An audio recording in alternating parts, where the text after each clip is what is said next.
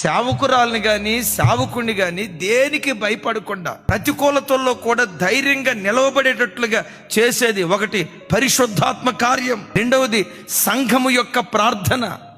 పరిశుద్ధాత్ముడు ధైర్యాన్ని ఇస్తాడా?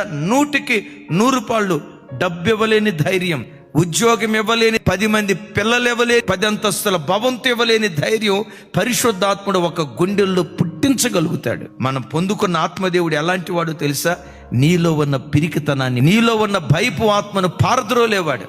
ఈరోజు వాక్యం వింటున్న దైవజనమా, ఏ భయంతో కూర్చొని లైవ్లో వాక్యం వింటున్నావు?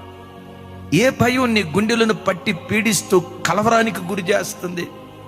ఏది నీకు టెన్షన్ గురి చేస్తూ కూర్చున్నా లేచిన మానసికంగా కృంగిపోయేటట్లుగా ఏ సమస్య నిన్ను బలహీనపరిచి అధైర్యానికి గురి చేసి పిరికిదానిలాగా నిన్ను మారుస్తుంది?